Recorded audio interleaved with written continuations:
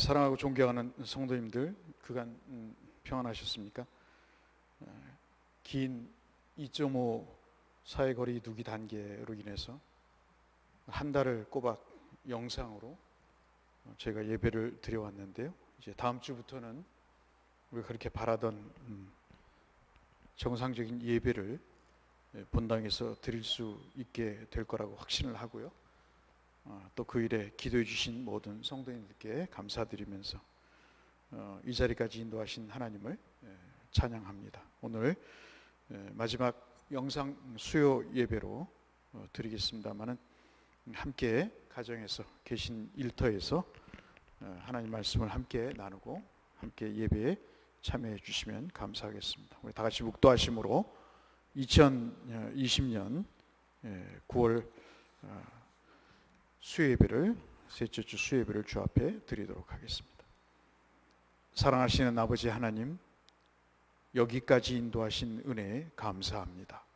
오늘도 3일 동안 주님과 동행하다가 수요 예배 시점에 이르러 하나님을 기억하며 하나님과 함께하는 예배를 갖고자 하오니 성령께서 기도 가운데, 찬송 가운데, 말씀 가운데 우리를 찾아와 주시고 고쳐주시고 채워 주옵소서. 예수님 이름으로 기원하옵나이다. 아멘. 찬송가 435장 나의 영원하신 기업 함께 찬송하겠습니다. 찬송 435장 나의 영원하신 기업입니다. 나의 영원하신 기업 생명보다 귀하다. 나의 갈 길 다가도록 나와 동행하소서. 주께로 가까이 주께로 가오니 나의 갈 길 다가도록 나와 동행하소서. 세상 부귀한 일함과 모든 명예 버리고 험한 길을 가는 동안 나와 동행하소서.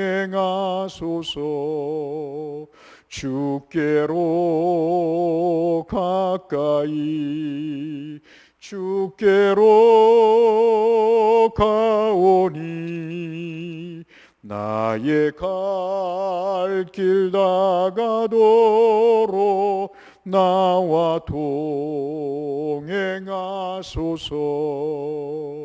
어두운 골짝 지나가며 험한 바다 건너서 천국 문에 이르도록 나와 동행하소서.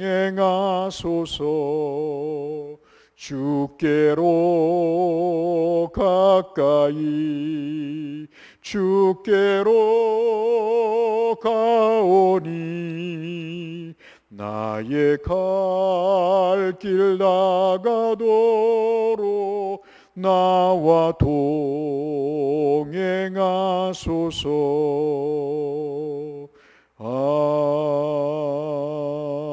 아멘. 오늘은 하나님의 말씀 전도서의 말씀을 보겠습니다. 전도서 5장 19절의 말씀을 한 구절만 보도록 하겠습니다. 갖고 계신 성경, 구약성경 953쪽에 있는 전도서 5장 19절의 말씀, 우리 화면에 또 갖고 계신 성경에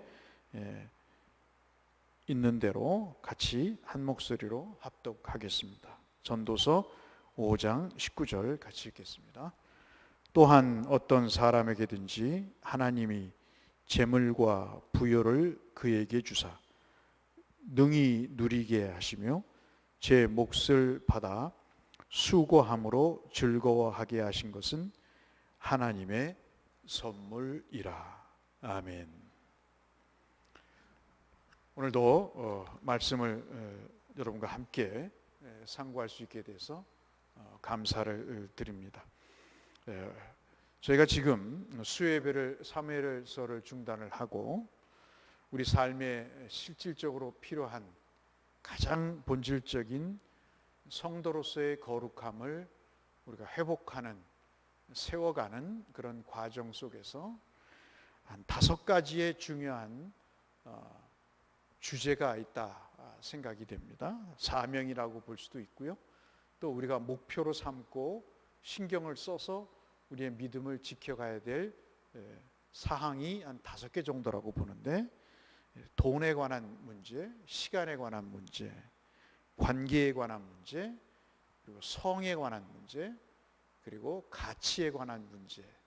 이 시간과 돈과 관계와 가치와 성에 대해서 우리가 이 5가지 주제를 가지고 한번 살펴보기를 시작했는데요. 지난 시간까지 우리가 시간에 대해서 살펴봤습니다.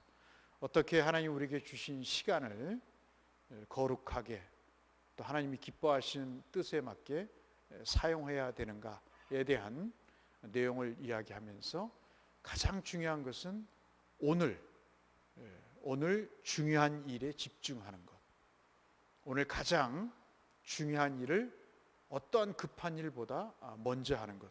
그 중요한 일은 하나님의 뜻을 우리가 구하는, 하나님이 말씀하시는 그 내용에 대해서 우리가 가장 중요한 일로 여기고 그 일을 먼저 처리하는, 그것을 우리가 살펴봤습니다. 오늘은 오늘과 다음 주 또 한 주가 될지 모르겠습니다만은 약 2-3주에 걸쳐서 이 돈에 관한 내용을 우리가 잠시 한번 살펴보도록 하겠습니다. 살면서 웃고 우는 것 중에 하나가 바로 돈에 관한 문제입니다. 주님도 돈의 위력에 대해서 두 주인이라고 표현하실 정도로 그 위력의 큼을 말씀을 하셨고요.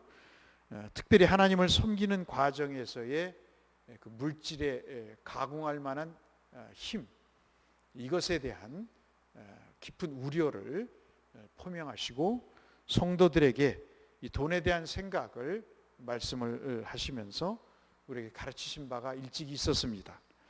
지금 자본주의 사회에서, 특히 한국 사회에서 특별히 이 돈에 관한 문제는 뉴스를 도배할 정도로, 특히 부동산 문제와 관련해서 언제부턴가 서울에 10억짜리 아파트는 거의 최저가 아파트처럼 여겨지고요.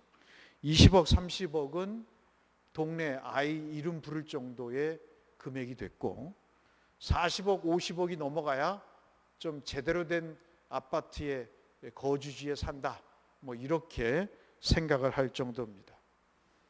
국토부 장관도 이야기했듯이 젊은 사람들이 이 갭 투자라는 것을 통해서 전세를 끼고 자기의 생전에 아파트 하나를 구하기 위해서 영끌을 한다라는 말까지 하면서 개탄했던 내용을 아시죠? 국민들의 분노를 사기도 했고, 정말 빚을 내서 영혼을 끌어서라도 생전에 아파트를 구입하고자 하는, 또 어떤 사람들은, 그러지 못한 사람들은 내 생전에는, 지금 현생에는 아파트를 구입할 수 없다고 자포자기해버리는 그런 젊은 사람도 있을 정도로 지금 우리는 돈에 대해서 상당한 고통 또는 기쁨, 이 극단적인 양상 속에 우리가 살아가고 있는 것이 사실입니다. 우리가 부자 그러면 생각나는 사람들이 있죠. 국내외적으로 부자 그러면 생각나는 이름들이 있습니다. 그 사람들에게 마이크를 들이대고 당신은 진짜 부자입니까? 그렇게 물어보면 뭐라고 대답할까요? 그 머릿속에 떠오르는 그 부자들을 생각할 때마다 우리는 이제 그런 생각을 갖습니다. 야, 내가 그들만큼 부자라면 그들보다 훨씬 더 유익하게 돈을 쓸 텐데, 그들은 정말 흥청망청 돈을 쓰는구나. 한 끼에 어떻게 50만 원짜리 점심을 먹나? 어떻게 한 끼에 100만 원짜리의 뷔페에서 밥을 먹는가? 그렇게 개탄하면서 나라면 그러지 않을 거다라고 생각할 수도 있을 거라고 보고 있습니다. 정말 나라면 좋은 일에, 내가 부자라면 좋은 일에 돈을 쓸 텐데 하고 생각을 할 수도 있을 거라고 여겨지죠. 자기라면, 내가 부자라면 돈을 부자보다 훨씬 더 현명하게 사용할 것이다 라고 생각할 수 있다는 말씀입니다. 그런데요, 아무리 부자라고 해도 더 많은 돈을 싫어하는 부자가 있을까요? 앞서 말씀드린 대로 부자에게 마이크를 들이대면서 당신 부자입니까? 그럴 때 어떤 사람의 이름을 대면서 아유, 우리 같은 사람은 부자의 축에도 끼지를 못합니다 라고 이야기를 할 수도 있을 것입니다. 왜냐하면 아무리 벌게 돼도 더 많은 돈을 싫어할 사람이 없기 때문에 그런 것이죠. 부자라 할지라도, 자타가 공인하는 부자라 할지라도 돈을 싫어할 그런 이유가 세상에 존재하지 않기 때문에 그렇습니다. 부자라도 스스로 부자라고 생각하는 사람이 많지 않다 하는 것이 놀라운 일이 아닐 수가 없습니다. 제 친구들 중에서도 강남에, 또 분당에, 일산에 아파트와 정말 일반 주택을 갖고 있고, 그리고 빌딩을 갖고 있는 친구들이 있습니다. 빌딩 한 채에서 벌어들이는 수익만 하더라도 우리가 상상할 수 없는 그런 수익을 취하고 있습니다만, 얼마 전에도 만나서 이야기를 해봤더니 자기는 명함도 내지 못한다 그래요. 특히 강남에서 아파트 2채 갖고 있고 단독주택 하나 갖고 있는 게 무슨 부자냐고 이야기를 합니다. 축에도 끼지 못하는 그런 상황이라고 이야기를 하죠. 요즘 한국에서 그래도 먹고 살만하다라고 하는 사람의 그 기준이, 돈의 기준이 어느 정도인지 아십니까? 여러분 놀라지 마십시오. 100억이 넘어야 먹고 살 수 있답니다.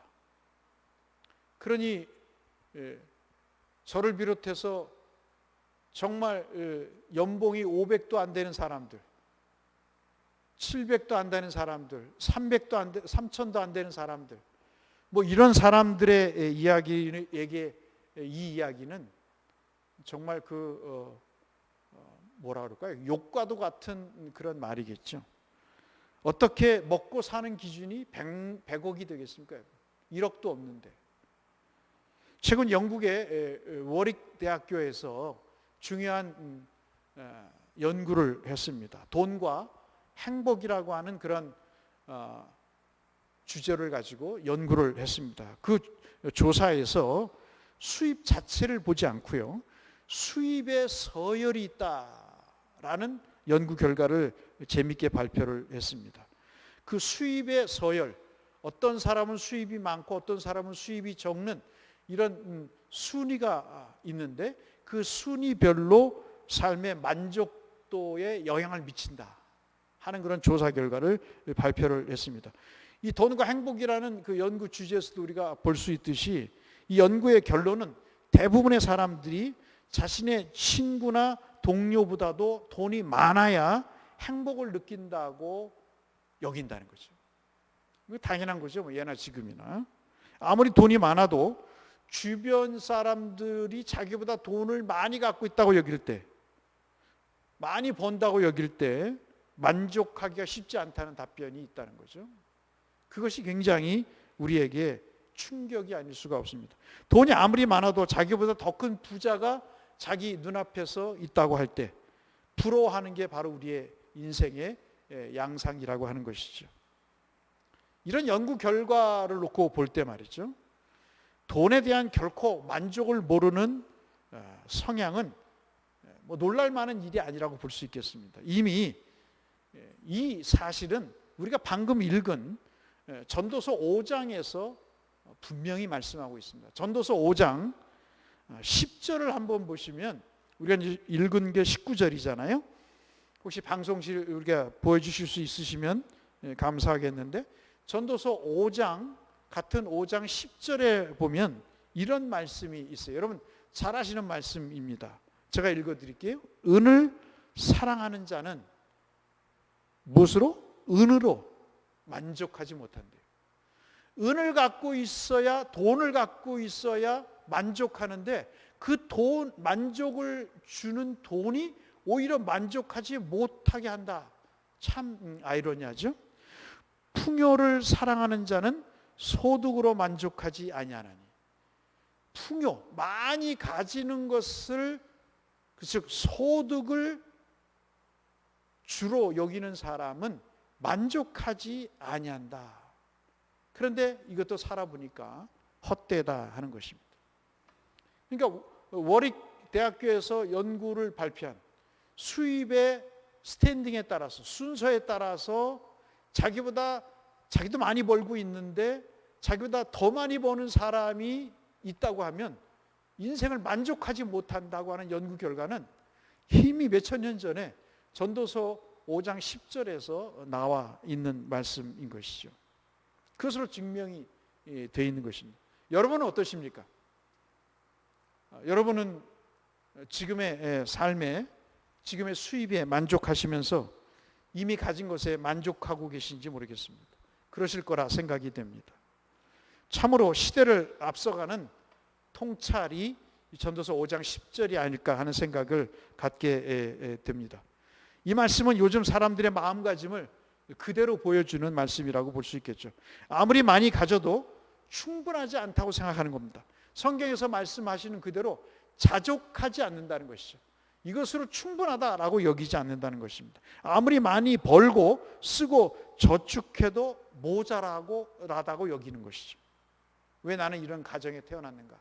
왜 이 부모 만나서 이렇게 나는 지지부진하게 살고 있는가?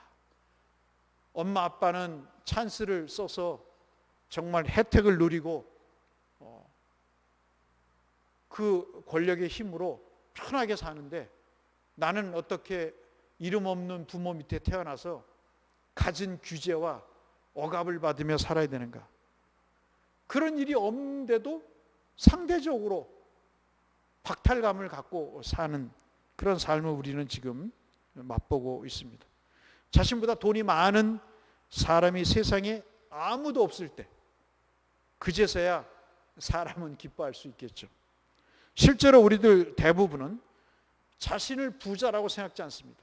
여러분 한번 오늘 말씀을, 설교를 들으시면서 여러분에게 한번 자문자답해 보세요. 너 부자야? 홍 목사, 너 부자야? 라고 한번 물어보세요. 아무개 너는 부자니? 라고 물어볼 때 내 자신의 마음에 들려오는 답은 뭘까요? 어느 통계에서 미국의 사람들에게 조사를 해봤는데 미국의 98%의 사람들이 자신을 부자가 아니라고 생각한답니다. 우리가 봤을 때 미국 사람들 참 잘 살잖아요. 미국을 가는 이유 중에 하나가 뭐죠? 미국 가면 돈을 벌 수 있는 거예요. 한국보다 낫다는 거죠. 제도적인 면에서, 환경적인 면에서, 특별히 교육적인 면에서, 그리고 무엇보다도 시스템적인 면에서, 무엇보다도 마인드 면에서, 학력보다도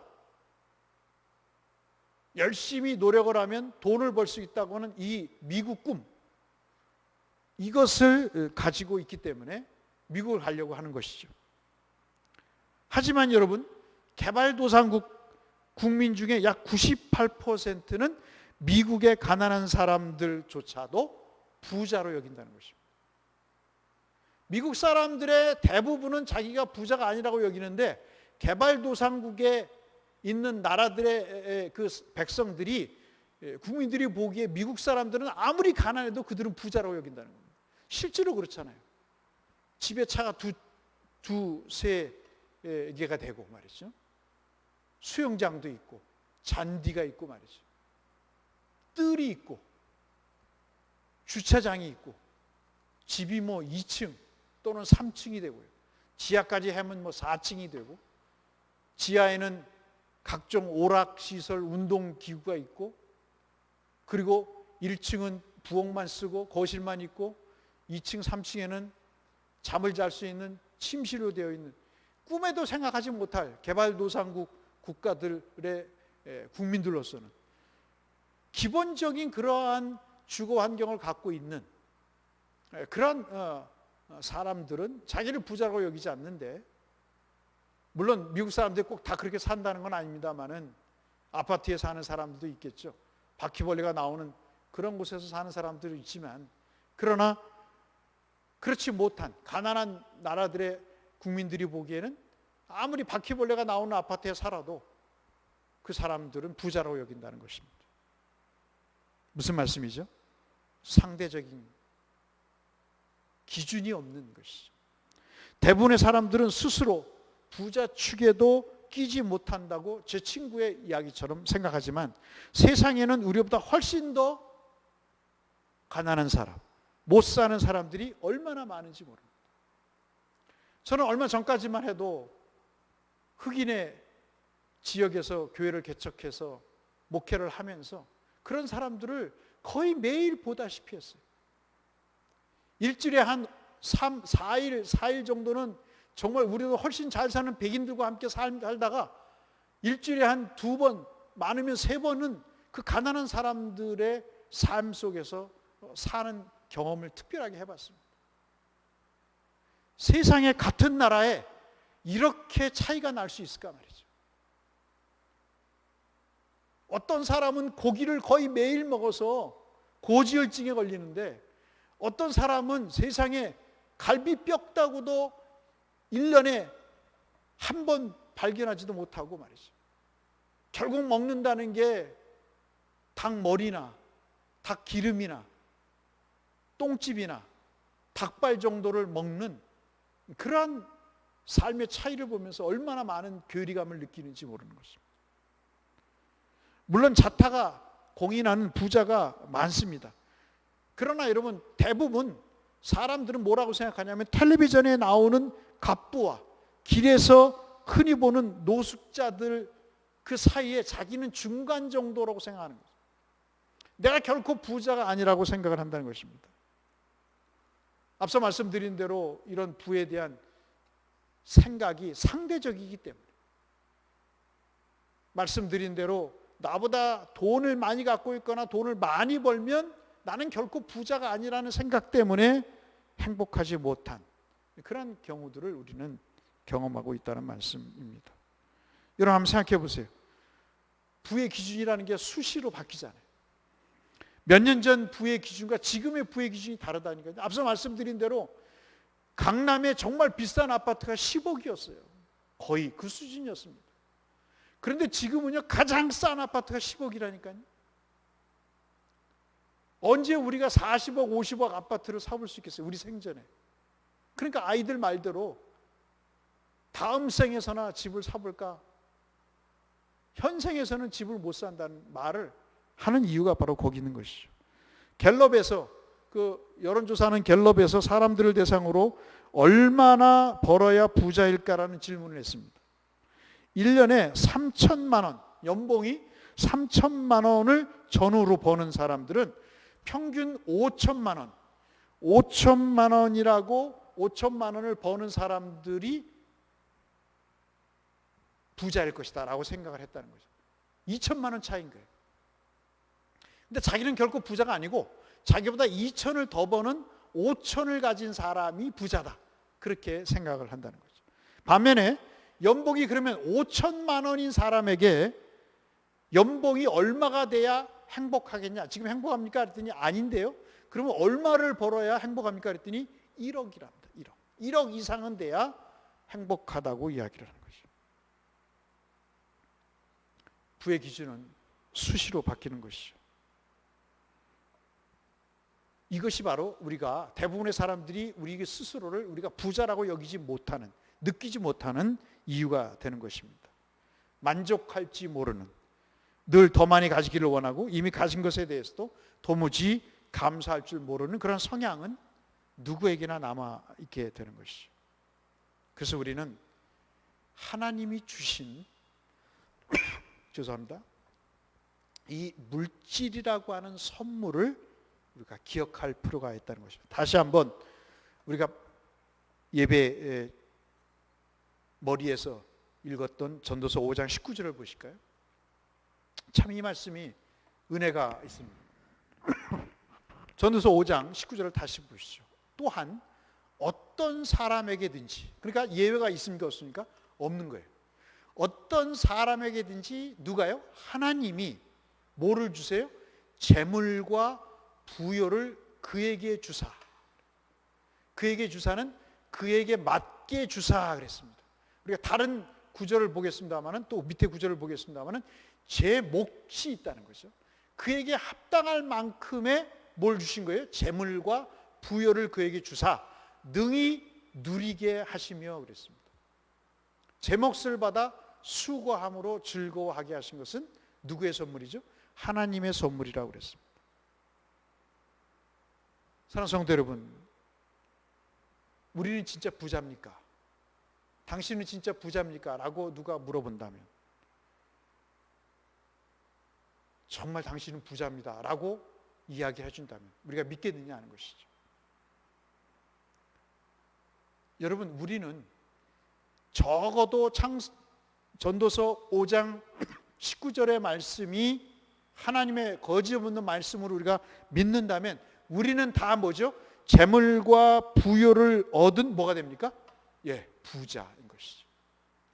재물과 부요를 우리에게 주셔서 능히 우리로 하여금 제 몫을 받아 수고함으로 즐거워하게 하신 것이다. 수고를 통해서 미리 다 유산으로 물려주신 것이 아니라 수고하는 과정을 통해서 즐거워할 수 있게 주신 거라는 거죠. 요만큼, 에게 이만큼이 아니라 그 수고함이란 과정을 통해서 얻어진 재물과 부요가 우리의 삶을 어떻게 하겠다? 즐거워하게 하신다는 겁니다. 믿으시면 아멘 하시길 바랍니다. 그런데 우리는 즐거워합니까? 즉 부자라고 여깁니까? 그렇지 않은 것이죠. 그런데 저는 오늘 여러분에게 우리 모두가 부자라는 말씀을 드리고 싶은 것입니다. 왜 부자일까요? 우리는 남들에게 없는 기회가 있기 때문에 그렇습니다. 어떤 기회죠? 물질을 우리에게 주신, 부여를 우리에게 주신 그런 부자이기 때문에 우리에겐 기회가 있다는 것입니다. 부를 누리게 하신 그런 부자로 우리를 만드셨다는 것이죠. 앞서 우리가 살펴봤던 전도서 5장 19절에 어떤 사람은 빼고 어떤 사람은 넣고가 아니고 어떤 사람에게든지 하나님은 재물과 부여를 주셨다는 것입니다. 그것이 많고 적건 간에 일단 부여하고 재물을 주셨다는 것은, 부여한 재물을 주셨다는 것은 우리 모두가 다 뭐죠? 기본적으로 부자라는 것입니다. 이것이 하나님이 우리에게 주신 선물이라는 것이죠. 그러니까 뭐죠? 이 말씀은 우리 스스로 부자로 여기며 살라는 말씀입니다. 세계 인구 중에 여러분 놀라지 마십시오. 3%에서 5%만 차를 가지고 산답니다. 물론 차가 없으신 분도 계시겠죠. 그럼 우리 대부분은 어떤 형태든 차가 있습니다. 교통수단이 있는 거죠. 세계 인구의 절반, 2분의 1이 하루에 2,000원 이하로 번답니다. 여러분 하루에 얼마를 버십니까? 2,000원을 버십니까? 그보다 못하실 때도 있으십니까? 평균적으로 보세요. 평균적으로. 난 하루에 이런 땡전도 못 버는데요. 그러실 수도 있습니다만 한 달의 수입을 우리가 일반적으로 회사에 가서 또는 어떤 일터에 가서 일을 해서 수입을 번다고 할 때 그것을 여러분 31일로 나눈다고 할 때 다들 2,000원 이상으로는 보시잖아요. 대한민국의 그 시급이 7,000원이 넘잖아요. 부는 상대적인 것 같습니다. 텔레비전 영화나 드라마에서 또는 잡지 속에서 나타나는 사람들을 보니까 50억, 60억, 100억 가진 사람들을 보니까 나는 부자라고 여기지 못하는 것이죠. 이것이 하나님이 내게 주신 선물이라고, 지금 내가 갖고 있는 부의 정도가, 내가 갖고 있는 풍요의 정도가 결코 하나님의 선물이라고 여기지 못하는 이유가 나보다 더 많은 것을 갖고 있는 사람들만 보기 때문에 그런 일이 생기는 것이죠. 하나님이 우리에게 풍요를 주신 이유는 바캉스하며 휴가 보내며 놀라, 새로 산 차를 즐기며 집에 쓸만한 집을 뜯어 고쳐서 인테리어를 고치고 그렇게 하라고 돈을 주신 것이 아니죠. 앞서 말씀드린 대로 우리 기억 속에 부자라고 떠올리는 그 사람들 생각할 때 우리는 뭐라고 생각한다고요? 내가 저 정도 돈이 있으면 저렇게 돈 안 쓸 거야, 저렇게 흥청망청 안 쓸 거야 라고 생각하지만, 막상 우리가 그 사람만큼의 돈을 주었을 때 그 사람보다 더 효율적으로 돈을 쓸 수 있을까요? 그것은 의문인 것이죠. 하나님 우리에게 주신 물질의 목적이 뭐죠? 나만을 위해서 쓰라고 주신 것은 아니죠. 늘 말씀드렸다시피 배워서 남주라고 얘기했듯이 남을 돌아보라고 주신 것입니다. 복으로 받는 물질이나 세상에 유익을 끼치지 않고 자신만을 위해서 쓰는 것은 하나님의 뜻이 결코 아니라는 것이 성경 여러 곳에서의 말씀입니다. 하나님 말씀과 예수께서 이 땅에 오신 본보기는 우리에게 뭘 보여주십니까? 우리만을 위해 쌓아두고 우리의 생명만을 위해서 살라고 하신 것이 아니고, 그것을 우리에게 주신 것은, 부와 재물을 주신 것은, 생명을 주신 것은 이 하나님의 말씀의 뜻, 그리고 예수께서 스스로 목숨을 버리시면서 까지 우리에게 생명을 주신 그 본보기를 보면서 우리도 돈도 그렇게 쓰고 삶도 그렇게 살라고 주님이, 또 하나님이 그렇게 본보기로 말씀으로 보여주셨다는 내용입니다. 우리는 다른 세상 사람들과 적어도 돈과 부에 대한 마음가짐에 있어서 완전히 다른 태도를 가져야 될 필요가 있다는 말씀입니다. 통계에 따르면 연봉 5천만 원이면 1년에 5천을 버는 사람이면 전 세계의 상위 4%에 해당됩니다. 40%도 아니고 4%에 해당되는 겁니다. 연봉 5천을 이상을 버시는 분들은요, 전 세계에서 4%에 됩니다. 1000명 중에서 4명, 100명 중에서, 다시 말씀드려요. 1000명 중에서 40명, 100명 중에서 여러분 4명이 해당되는 거예요. 얼마나 고위층입니까?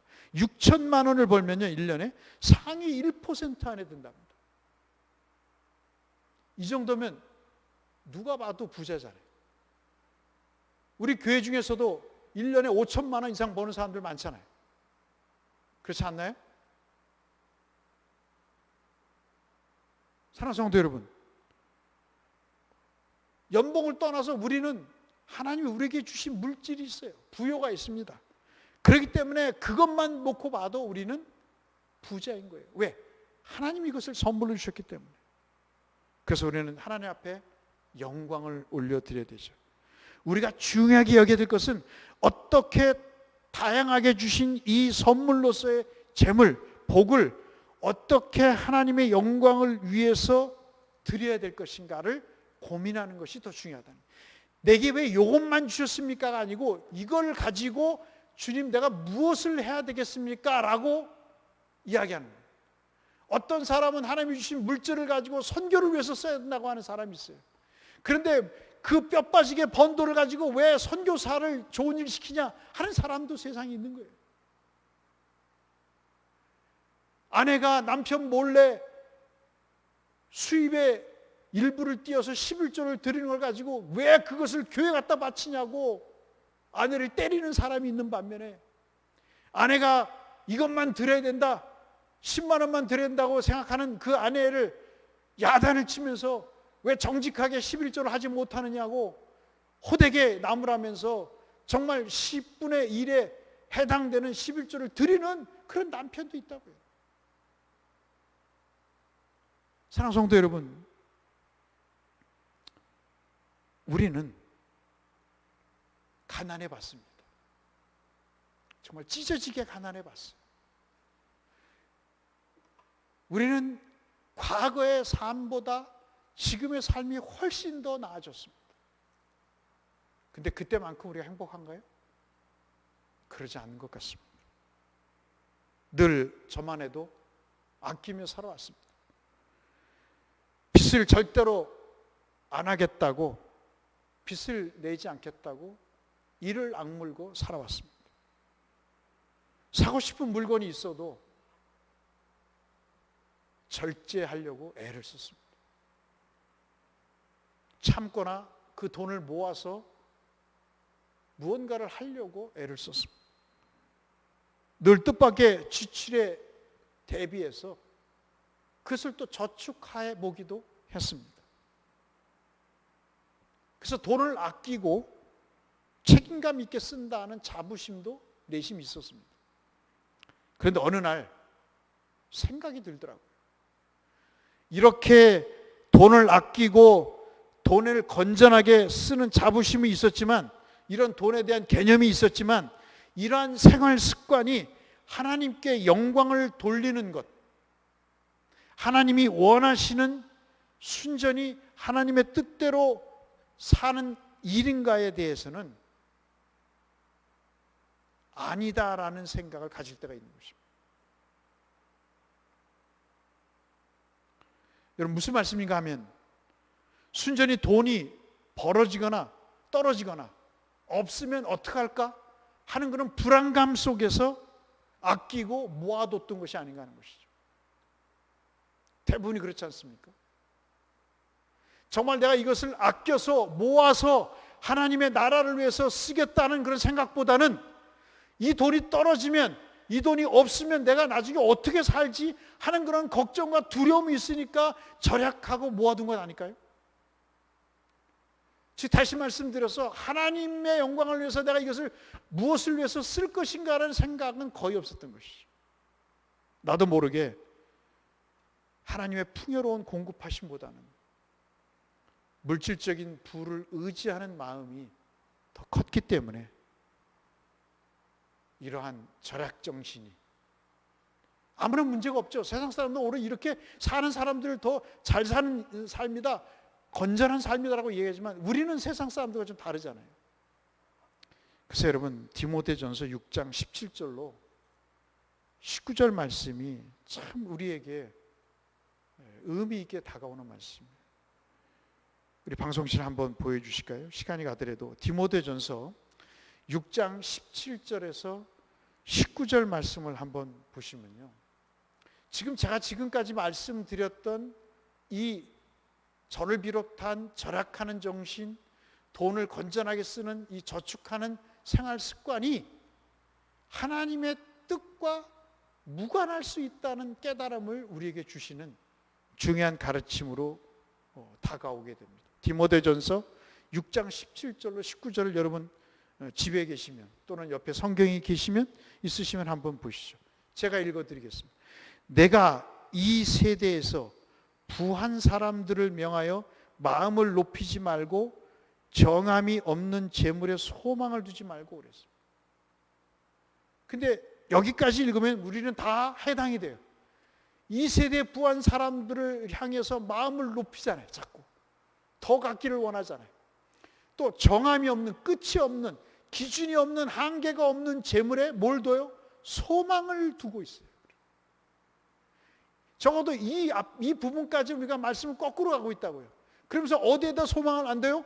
오직 우리에게 모든 것을 후히 주사 누리게 하시는 누구에게 소망을 둬야 되는데, 하나님께 소망을 둬야 되는데, 17절 말씀을 보시면 화면에 보시듯이 그렇지 않다는 것입니다. 그러면서 18절에 사도 바울이 말씀하시잖아요. 그러지 말고 선을 행하고, 정말 하나님이 기뻐하신 일을 행하고 하나님이 원하시는 사업을 많이 하고 뭐 하기를? 나누어 주기를 뭐해요? 좋아하며. 야, 미쳤냐? 선교연금을 하게. 그렇게 모아둔 돈을, 피땀 흘려 번 돈을 선교연금을 해? 내가 지금 먹고 죽을 돈도 없는데? 무슨 교회 꽃꽂이를 하냐? 그렇게 생각할 수 있다. 무슨 구제를 해? 내가 구제를 받아야 되는데 너그러운 자가 되라. 여기서는요, 넉넉한 자가 되라 하는 말씀.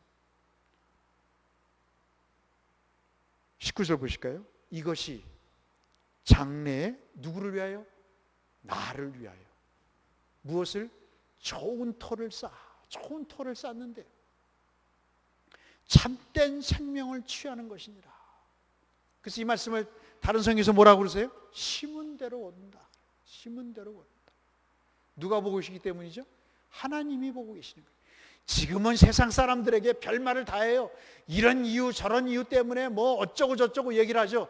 그러나 하나님은 뭘 보고 계세요? 그 사람의 마음을 보신다. 사람은 속아 넘어갈 수 있어요. 사람은 그 말에 설득이 될 수 있어요. 아, 그럴 수도 있겠다라고 공감할 수 있어요. 그러나 하나님은 뭘 보세요? 그 사람의 마음을 보세요. 물질적인 부를 의지하지 않는 것이 우리가 행복하게 살 수 있다는 길임을 말씀하고 있습니다. 하나님께로만 오직 마음을 두라고 말씀하고 있습니다. 그래서 마태복음 6장 21절에 뭐라고 말씀하시죠? 앞서 제가 설교 모두에 말씀드렸다시피 얼마나 물질이 큰 위력을 갖고 있으면, 힘을 갖고 있으면 두 주인을 섬기지 말라고 말씀하시면서 뭐라고 마태복음 6장 21절에 말씀하세요? 뭐 있는 곳에 뭐가 있어요? 내 보물이 있는 곳에, 내 물질이 있는 곳에 뭐가 있어요? 내 마음이 있느니라. 내 보물이 있는 그곳에 내 마음도 있느니라. 여러분, 누가복음 18장 잘 아시잖아요. 부자 청년이 찾아오잖아요. 주님, 내가 어떻게 해야 영생을 얻으리까? 너 직업이 뭐니? 예, 뭐 이렇고 저렇고 합니다. 그럼 돈도 있겠구만. 네. 그러면 나를 따르면서 그 구원의 길을 알고 싶지 않니? 그렇습니다. 그러면 그 돈 다 가난한 자에게 나눠주고 나를 쫓으렴. 그때 누가복음 18장 24절 25절에 주께서 뭐라고 말씀하세요? 예수께서 그를 보시고 이르시되 재물이 있는 자는 어느 나라에? 하늘나라에 들어가기가 얼마나 어려운지. 뭐가? 낙타가 어디를? 바늘길을 들어가는 것이 부자가 하나님의 나라에 들어가는 것보다 쉬우니라. 이 말씀을 제자들에게 하시면서 재물이 많아서 주님이 재물을 버리고 나를 쫓으라는 그 청년에게 하신 말씀을 듣고 청년이 재물이 많음으로 근심하여 물러갔다라는 말씀을 하시면서 그 다음에 제자들에게 이 말씀을 하시는 것입니다. 이 말씀이 무슨 말씀입니까? 낙타가 무슨 잘못된 행동을 해서 윤리적으로 잘못해서 바늘구멍을 부드럽게 통과하지 못한다는 말씀인가요? 그렇지가 않잖아요. 낙타가 무슨 윤리적으로 도덕적으로 문제가 있어서 낙타 바늘에 통과할 수가 없다는 말이 아니잖아요. 단지 바늘기보다도 상대적으로 뭐가 큰 거예요? 낙타의 몸집이 큰 겁니다, 여러분. 이건 무슨 말씀입니까? 돈과 부와 지위의 힘만으로는 평안히 살 수 있다고 자신하는 그 사람은 그만큼 하나님을 생각하는 것이 적어서 하나님을 생각할 필요를 느끼지 못한다는 거죠. 여러분, 이 말씀을 다시 말씀드리면 돈이 많으면요 하나님을 의지하기가 쉽지가 않잖아요. 누차 제가 말씀을 드렸습니다만 예수님 제게 오늘 먹을 양식을 주십시오라고 기도하신 적 있어요? 오늘 떼거리가 없습니다. 저는 어렸을 때 그랬어요. 교회 다니기 전에도 정말 양식 때문에, 떼거리 때문에 맨날 그 봉지쌀, 보리쌀 사오는 게 창피했어요. 그래서 언젠가 말씀드렸잖아요. 몇 년 전에 쌀을 팔아오라고 부모님이 그러시는 거예요. 어머님이. 아니 무슨 쌀을 사오라고 하면서 쌀을 팔라고 하시는가? 쌀 팔 돈이 있는데 왜 쌀을 사라고 하시는가? 네? 팔 쌀이 있는데 왜 쌀을 사오라고 하는가 말이죠. 자조적인 말 아니겠어요, 여러분? 1차적으로. 그 누런 봉지에, 비료 포대 같은 누런 봉지에 쌀을 이렇게 가슴에 안고 오는 게 그 동네를 통과해서 오는 게 굉장히 창피했어요. 그래서 제 소원이 뭐였냐면 우리 어머님이 쌀가게를 하는 거였어요. 연세점을, 옛날에 연세점이잖아요. 지금으로 하는 슈퍼 24시간 체인점을 좀 해봤으면 좋겠다는 생각을 가진 거예요. 마음껏 먹고 마음껏 돈을 써보고 마음껏 배불리 쌀을 먹어보는 거예요. 교회 다니고 나서 한 번도 제 기억 속에 주님 오늘 일용할 양식, 오늘 때거리가 없습니다. 일용할 양식을 오늘 좀 주세요. 주기도문에 그러잖아요. 일용할 양식을 주옵시고 기도하라고 그러시잖아요. 근데 여러분 그런 기도 들으시나요? 오늘 점심에도 오늘 아침에도 그런 기도 들으신 적 있으시면 손 들어보세요. 없으실 거예요 아마 거의. 왜일까요 여러분? 늘 양식이 넘쳐나기 때문에 그런 거예요. 기도할 이유가 없는 것이죠. 우리는 일용할 양식을 공급해 주실 줄로 믿고 기다려 본 적이 없는 거예요. 태어나서부터 이유식을 하고 지금까지 성장해 오면서 한 번도 먹는 것 때문에 걱정해 본 일이 없는 겁니다. 누가 사줘서 먹든 아니면 뭐 쌀이 없으면 라면을 먹든 무언가를 먹고 사는데 걱정을 없이 살아본 거죠. 거의 대부분은. 그럴 필요도 없었고 이미 일용할 양식이 공급되어 있었기 때문에 일용할 양식을 달라고 기도할 이유가 없었던 것이죠. 내일도 그럴 것입니다. 우리 주변엔 똘똘한 자산, 뭐 서울에 똘똘한 아파트 하나 갖고 있으면 된다는 거잖아요. 뭐 그거 하나 있으면 그 하나 붙잡고 있으면 공직도 뭐도 괜찮은 거잖아요. 똘똘한 자산을 잘 관리해서 살면 하나님을 의지하지도 않아도 되고 하나님을 찾지 않고도 잘 살 수 있고 자녀들도 부족함 없이 키울 수 있기 때문에 적금만 있으면 보험만 있으면 퇴직연금만 있으면 주식 투자를 해서 돈을 벌 수가 있으면 그런 안전망을 갖출 수 있는데 왜 굳이 기도를 할 필요가 있냐. 그런 논리와 똑같은 것이죠. 어떠세요 여러분? 지극히 상식적이잖아요. 현명하게 사는 방법 아니겠습니까? 그러지 못한 사람이 능력이 없는 사람이죠. 그러나 기억하십시오. 자칫 잘못하면 하나님보다 자기의 능력과 재물에 의지할 가능성이 많다는 것. 그로 인해서 우리의 삶에서 우리에게 주신 돈이 우리를 거룩하게 되어져 가는데 도구가 되는 것이 아니라 우리를 거룩하지 못하게 만드는 요인이 될 수 있다는 사실. 그 사실을 오늘 본문은 우리에게 말씀해 줍니다. 돈이 많으면 우리에게 할 일이 많습니다. 일단 구차하게 안 살 수도 있지만 하나님이 우리에게 주신 목적을 갖고 그 하나님의 뜻대로 사용할 수 있는 기회가 많이 있습니다. 어떤 목사님이 정말 가난한 그 나라에 갔대요. 그랬더니 그 원주민들이 그러더랍니다. 미국에서 왔다니까 아까 말씀드린 대로 그 얘기를 하더래요. 마지막으로 말씀을 드리고 마치겠습니다. 미국 사람들은 2, 3층 집을 산다면서요. 거기에는 침대가 깨끗이 정돈되어 있고 인테리어가 잘 되어 있고 그리고 차가 비나 눈이 맞지 않도록 바람에 훼손되지 않도록 긁히지 않도록 차고가 있어서 문까지 있다면서요. 집 앞에는 잔디밭이 있고 언제든지 책보따리를 던져놓고 수영할 수 있는 수영장도 있다면서요. 언제든지 사람들을 초대해서 파티할 만한 파티를 열고 허건 날 고기 피우고 허건 날 와인을 마시면서 즐기는 그런 삶을 산다죠. 차가 한 대가 아니라 두세 대도 있고 짐만을 따로 실어 나르는 트럭도 있고 또 언제든지 집 전화가 아니라 통화할 수 있는 핸드폰이 있어서 또 언제든지 수백 킬로, 수천 킬로 떨어진 사람과 얼굴을 맞대고 이야기할 수 있는 컴퓨터라는 것도 있다죠. 당신은 참 부자입니다. 그 얘기를 그 목사님이 들으면서 비행기를 타고 미국으로 돌아오는 내내 부끄러웠대요. 그런데 미국을 와서 일상에 딱 들어서자마자 그 생각은 온데간데 없어졌더라고요. 그 부끄러움 아닌 부끄러움은 온데간데 없어지고 여전히 벌써부터 핸드폰 만지고 있고 각종 혜택을 누리면서 살고 있더랍니다. 어느 순간 생각이 들더라는 거예요.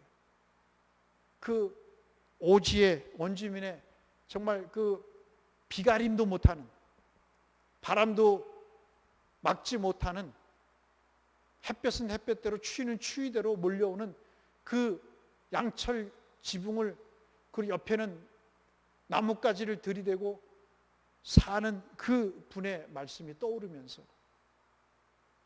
자기가 부자인 것을 새삼스럽게 깨닫게 됐다는 이야기를 어느 책에서 기록한 것을 읽었습니다. 사랑하는 성도 여러분, 누가복음 12장 48절의 말씀을 마지막으로 드리고 싶습니다. 돈이 많으면 책임도 크기 마련입니다. 하나님은 왜 우리를 부자로 만드셨을까?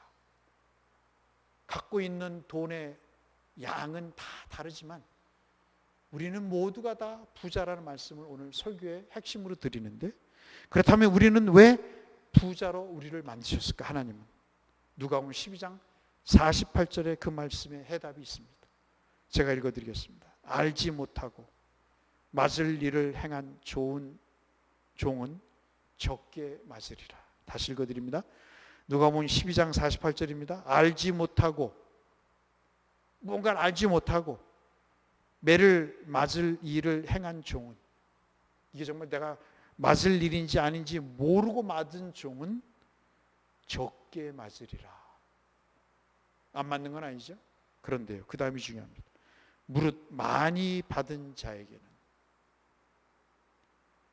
바꿔 얘기하면 많이 아는 자에게는 물질을 왜 주셨는지, 왜 힘을 주셨는지, 왜 지식을 주셨는지, 남보다 더 부자 되게 하시고 남보다 더 똑똑하게 하시고 남보다 더 높은 지위에 앉게 하신 뜻을 안다면은 많이 요구할 것이요.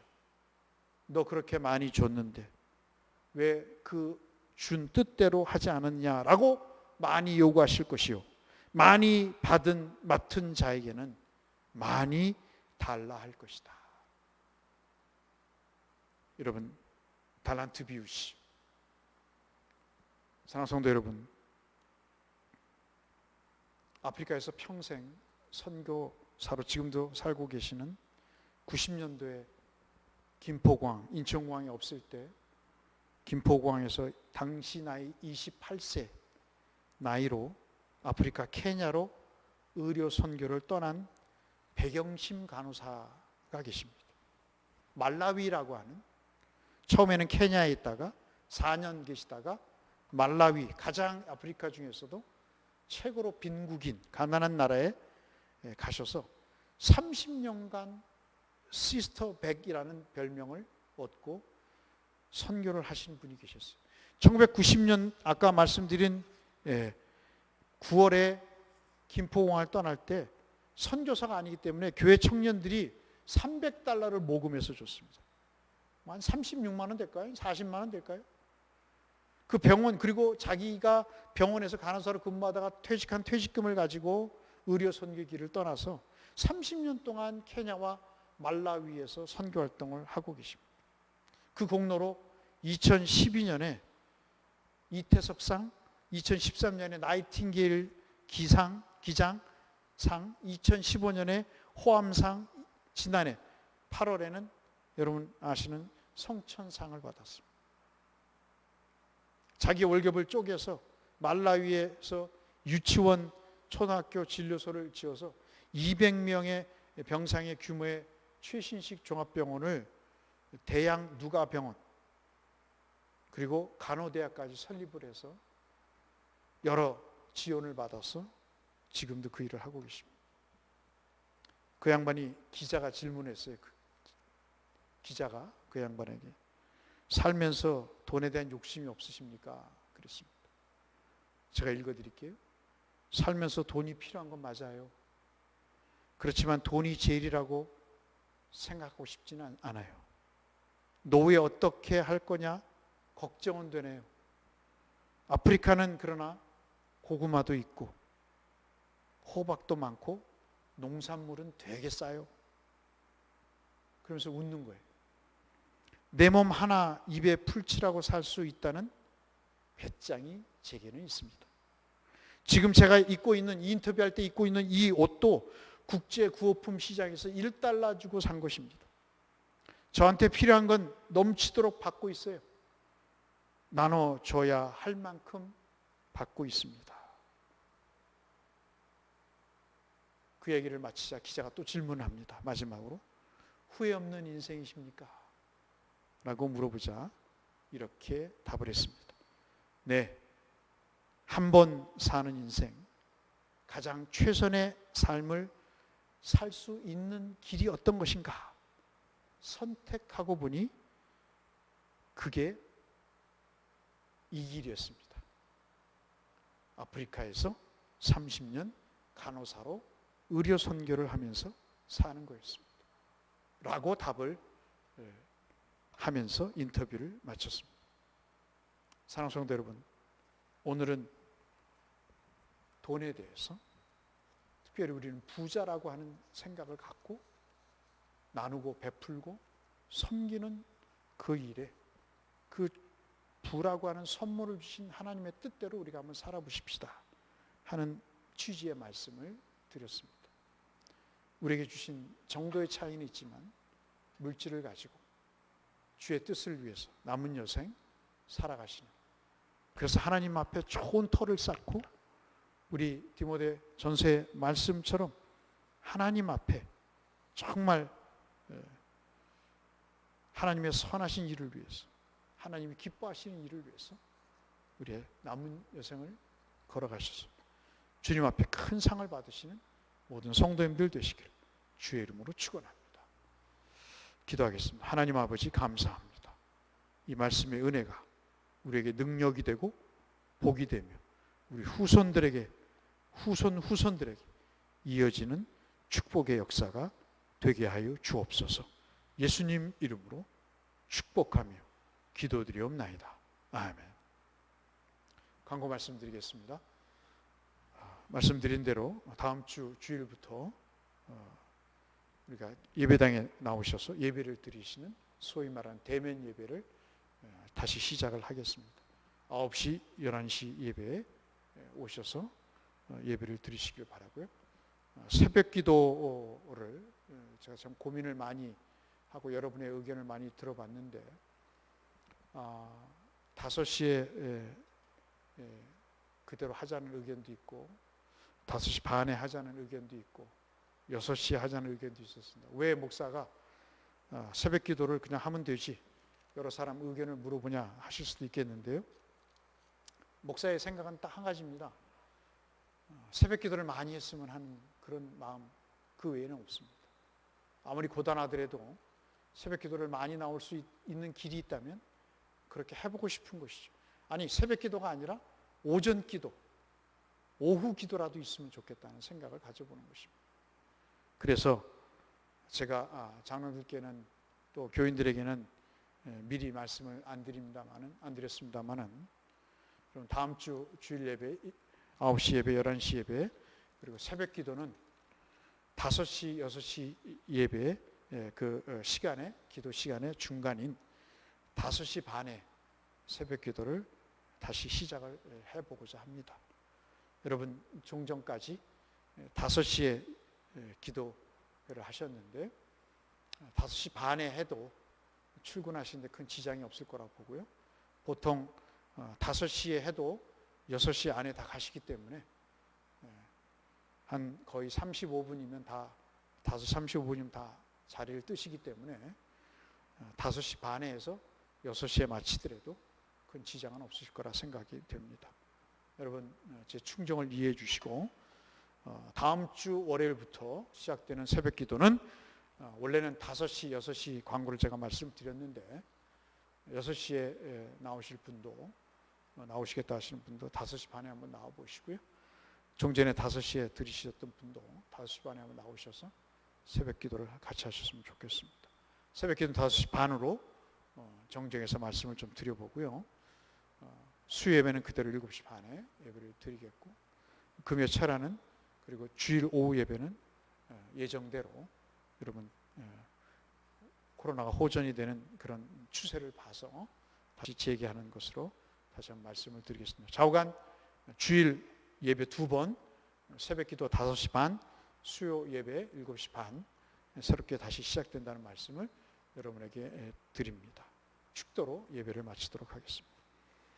지금은 우리 주 예수 그리스도의 은혜와 아버지 하나님의 극진하신 사랑하심과 성령 하나님의 역사 교통하심이 우리를 부자로 세우셔서 정말 하나님의 일을 할 수 있는 기회로 주신 하나님의 뜻을 따라 선하고 온전하고 기뻐하시는 일에 나눠주고 베풀고 섬기는 자로 복되게 살기를 마음에 소원하시는 부자 되시는 모든 성도님들의 삶의 터전과 자녀들 머리머리 위에 이제로부터 영원토록 함께 계실지어다.